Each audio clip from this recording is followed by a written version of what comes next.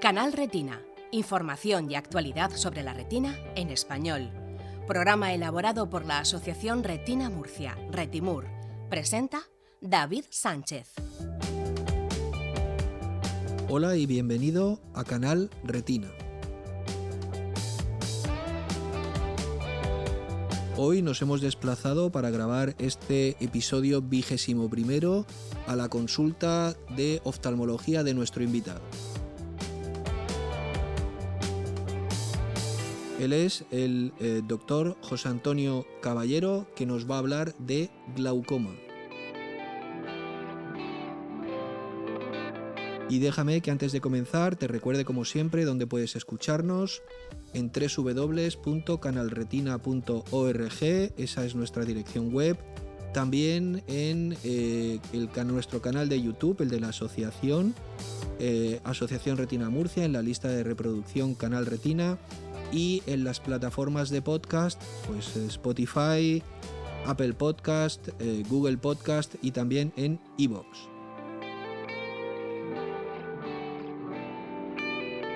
Y sin más dilación, comenzamos. Doctor Caballero, gracias por aceptar la invitación de Canal Retina.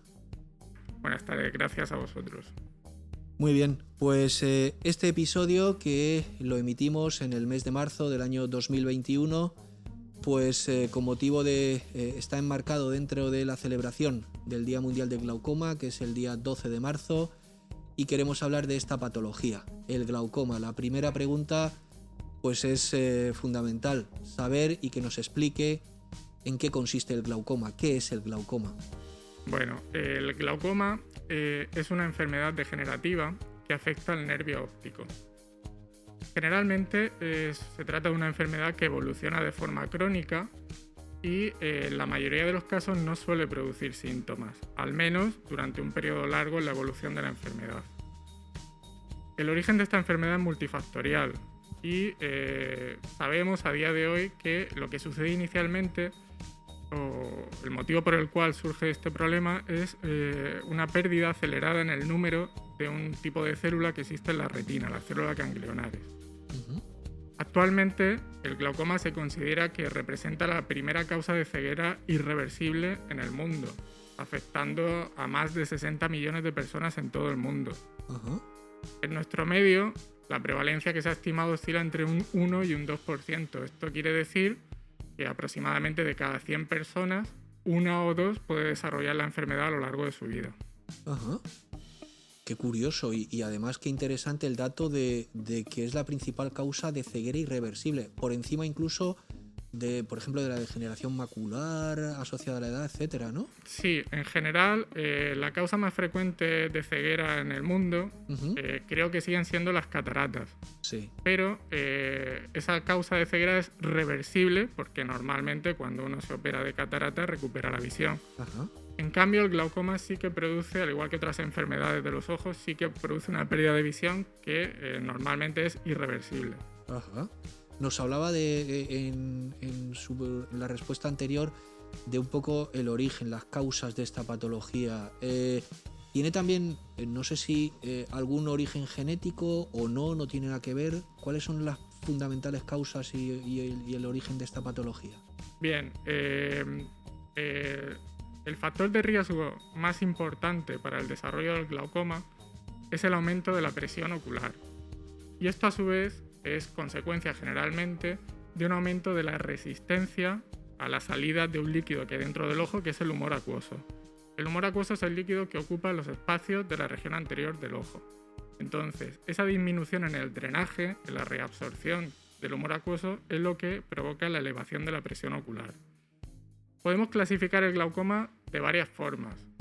Una primera clasificación sería distinguir entre el glaucoma congénito y el glaucoma adquirido.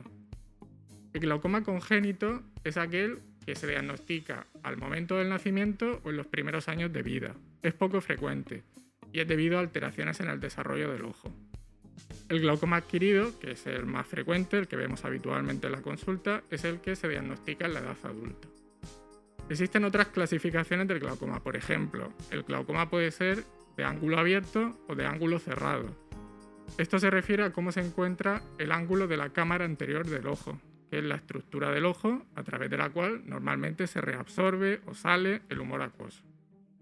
Y finalmente, atendiendo a que la causa del glaucoma sea o no conocida, podemos diferenciar entre glaucoma primario y glaucoma secundario.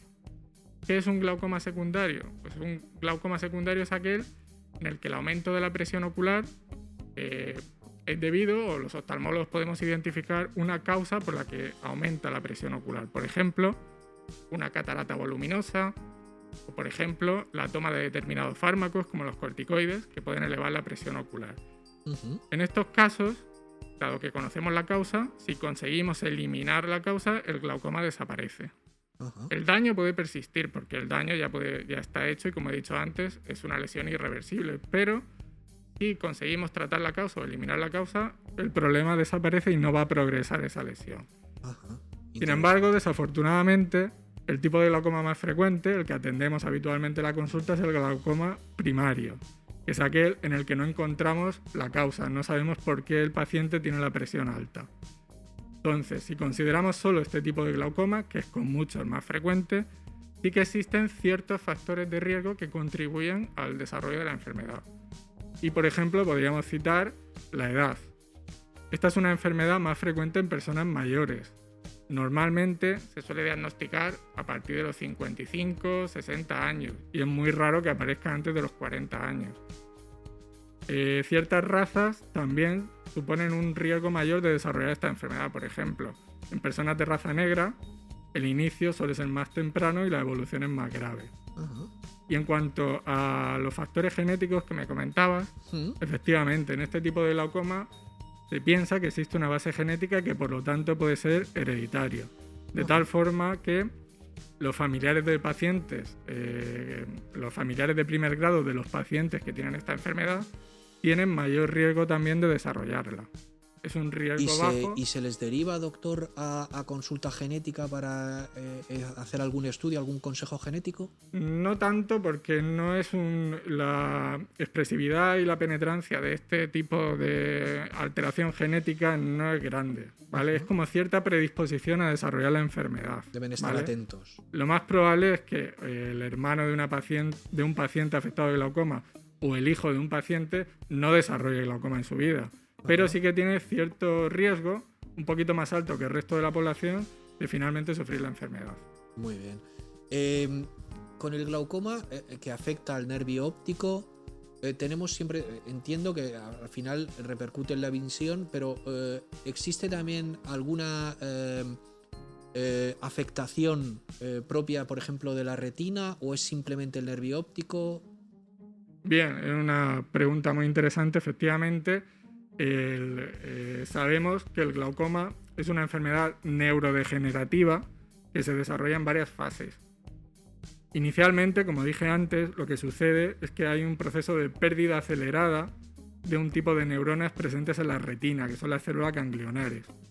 Durante el envejecimiento normal del ojo, el número de estas células va disminuyendo.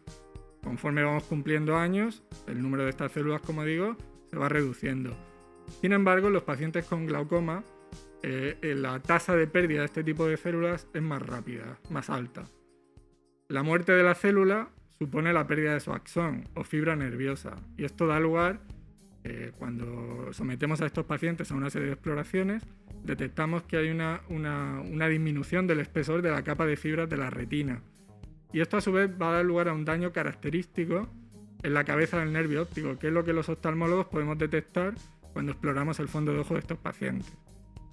Y bueno, al final la consecuencia de estas lesiones, de estos daños, es la afectación del campo visual. Conforme la enfermedad progresa, existe una pérdida de campo visual y en definitiva de la visión del paciente.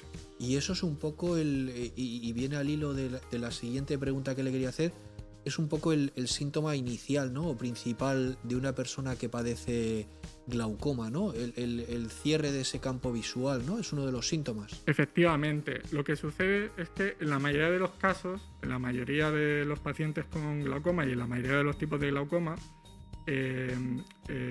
la evolución de la enfermedad inicialmente es asintomática. El paciente no es consciente de que sufre de este problema. ¿Por qué? porque los defectos que se producen en el campo visual inicialmente suelen localizarse en las regiones más periféricas del mismo, de tal manera que el paciente no detecta esa pérdida de visión. Y solo en fases avanzadas, cuando el daño alcanza el centro del campo de visión, entonces sí que el paciente puede percibir esa pérdida de visión. Finalmente, si el glaucoma no se trata de forma adecuada, pues puede producir ceguera. Claro. Ajá. Y por lo tanto entiendo que en este tipo de patología y para estos pacientes es vital el diagnóstico precoz, ¿no? Para una buena evolución y control de la patología, ¿no? Claro, dado que estamos hablando de una enfermedad que generalmente evoluciona de forma asintomática, el diagnóstico precoz por parte de los oftalmólogos es fundamental para intentar evitar o limitar la pérdida de visión. Nosotros recomendamos que todo familiar de un paciente con glaucoma solicite una revisión con su oftalmólogo para medirle la presión ocular y explorarle el fondo de ojo. Normalmente, dado que sabemos que esta enfermedad es raro que debute antes de los 40 años, lo más adecuado es que esa primera revisión oftalmológica se realice a partir de los 40 años. Posteriormente, en función de los hallazgos de esta primera visita, pues se pueden programar revisiones sucesivas. Interesante, muy interesante. Antes me ha comentado que a partir de los 40, 50 años es esta patología cuando el núcleo de población al que más afecta. Quería saber también, si puede aparecer en niños, entiendo que sí, porque nos ha comentado que también hay algún tipo de glaucoma que es congénito, pero ¿hay algún tipo de glaucoma que sea más severo que otro? O que su evolución pues sea más, por así decirlo, más rápida, más peligrosa. Sí, el glaucoma congénito normalmente tiene un tratamiento quirúrgico difícil, también por la naturaleza del paciente, y suele tener un pronóstico peor que el glaucoma adquirido. Fundamentalmente también porque empieza a una edad muy temprana y, claro, las lesiones que se van produciendo hacen que la afectación grave ocurra más temprano que en la edad adulta. Ajá. Y respecto de los glaucomas adquiridos, sí, hay ciertos tipos de glaucoma secundario que tienen una evolución más rápida y con un peor pronóstico. Ciertos glaucomas, si no se cogen a tiempo, si el tratamiento no se pone a tiempo, sí que pueden producir daños importantes en el campo visual. Muy bien. ¿Qué tipo de tratamiento recibe una persona que acude a consulta, que se le diagnostica un glaucoma? ¿Qué seguimiento conlleva la patología a nivel de citas oftalmológicas y a nivel de algún tipo de tratamiento que pueda la persona tener? Bueno, el seguimiento de estos pacientes es de por vida.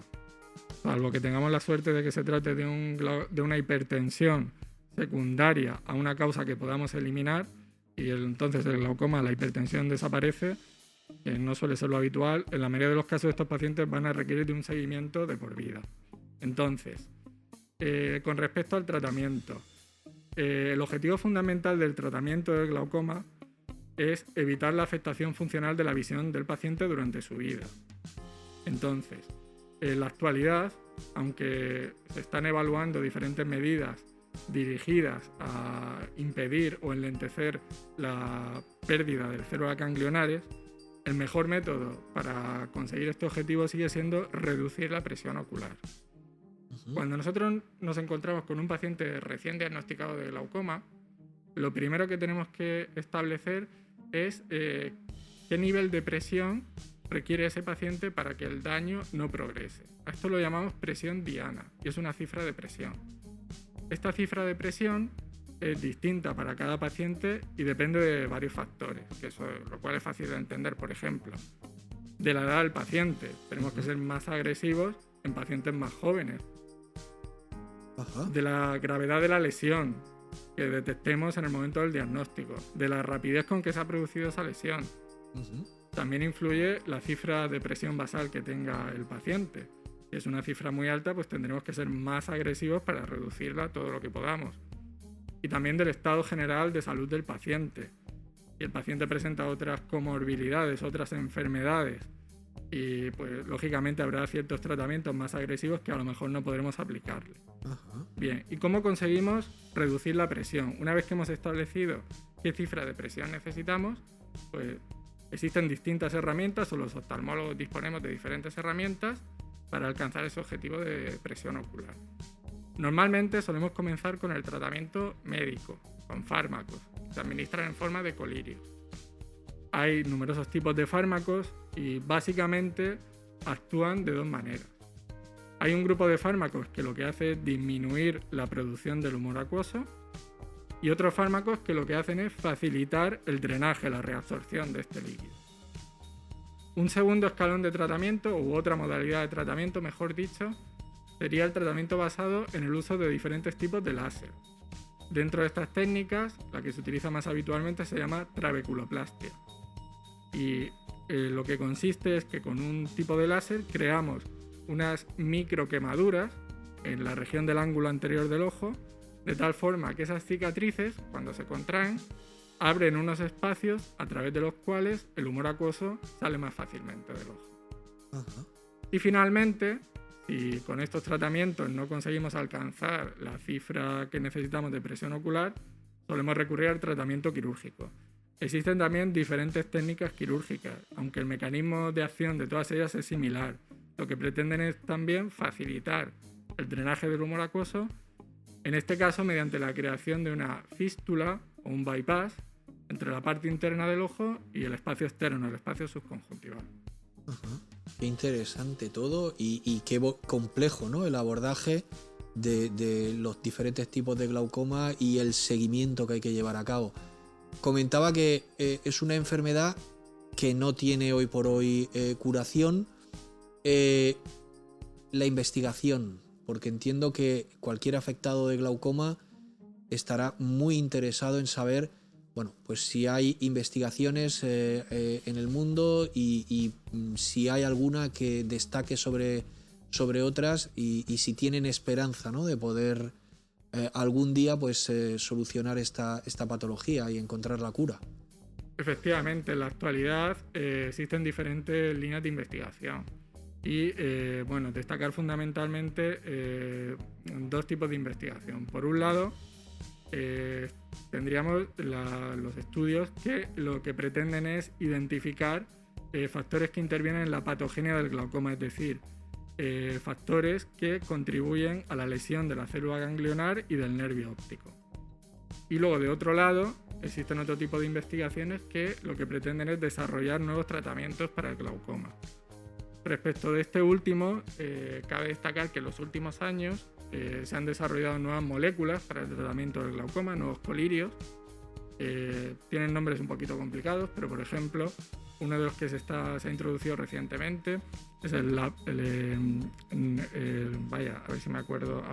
Netalsudil.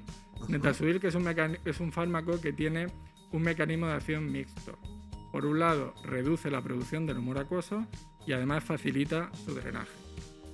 Otro fármaco, que no me venía el nombre, es el Lapranosteno Bunot, que es un fármaco que actúa facilitando también el drenaje del humor acuoso. Ajá.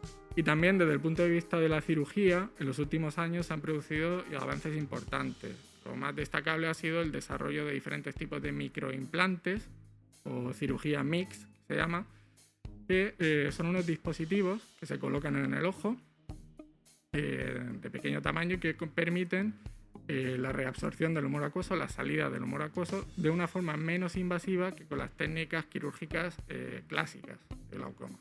Ajá. Qué interesante todo. Para finalizar, quería preguntarle qué recomendaciones, qué consejos le podemos dar a un afectado o a una persona recién diagnosticada de glaucoma. ¿Qué le podemos decir? ¿Qué mensaje le podemos lanzar? Bueno, en la actualidad, afortunadamente, la mayoría de los pacientes con diagnóstico de glaucoma no quedarán ciegos, y esto sucede en menos del 10% de los pacientes diagnosticados. En general, es aconsejable que los pacientes adopten un estilo de vida saludable y puede ser beneficioso evitar el tabaco, evitar la obesidad y practicar ejercicio aeróbico de forma regular. También es muy importante, en este caso, explicar al paciente la naturaleza de su enfermedad, insistiendo en el carácter crónico de la misma, en su evolución asintomática generalmente, pero también en su naturaleza progresiva si el tratamiento no se realiza de forma adecuada.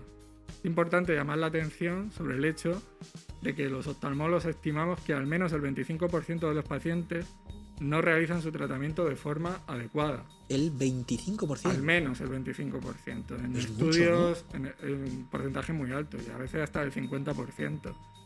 No es raro que los pacientes nos demos cuenta de que, o nos comenten los familiares, que se ponen las gotas los días antes de venir a la consulta y que el resto del tiempo se olvidan o no se las ponen. Hay ciertas gotas que tienen efectos secundarios un poquito desagradables, la estética del ojo, porque producen enrojecimiento, producen ojeras. Entonces, pues claro, los pacientes, sobre todo si son jóvenes, a veces, para evitar esos efectos secundarios, pues no cumplen del todo bien el tratamiento. Con el riesgo que ello conlleva. Efectivamente. Como es una enfermedad asintomática, nosotros cuando lo vemos en la consulta sí que detectamos la progresión en el campo visual, claro, pero ellos no se dan cuenta. Por eso es importante cada vez que un paciente viene a consulta, comprobar que está haciendo bien el tratamiento y preguntar a los familiares si efectivamente se ponen las gotas todos los días. Y sobre todo informarle, ¿no? de las consecuencias que puede tener no de lo que puede conllevar para ellos, aunque no se den cuenta que puede ser algo muy serio, muy grave y sobre todo irreversible, ¿verdad? Efectivamente, de eso se trata. Muy bien. Pues doctor José Antonio Caballero, especialista en glaucoma del Hospital Virgen de la Rixaca de la región de Murcia. Ha sido un auténtico placer, hemos aprendido mucho sobre el glaucoma. Creo que se oirá de fondo por ahí el altavoz de la sala de espera, ya que estamos en la consulta del doctor. Muchísimas gracias por haber estado en Canal Retina. Muchas gracias a vosotros y espero haber ayudado un poquito a las personas que padecen esta enfermedad. Gracias. Muchísimas gracias.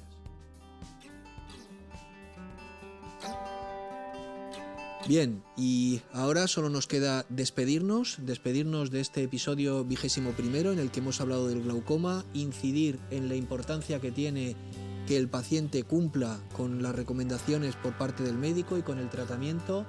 Y decirte que si el episodio te ha gustado, pues que lo compartas en tus redes sociales, que le des a me gusta y que contribuyas a difundir nuestro podcast y a que podamos llegar al mayor número de personas posible para sensibilizar y dar difusión a la discapacidad visual, a los problemas oculares.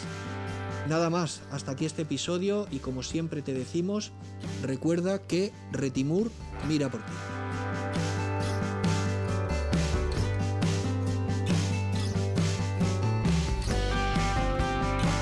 Presentado por David Sánchez.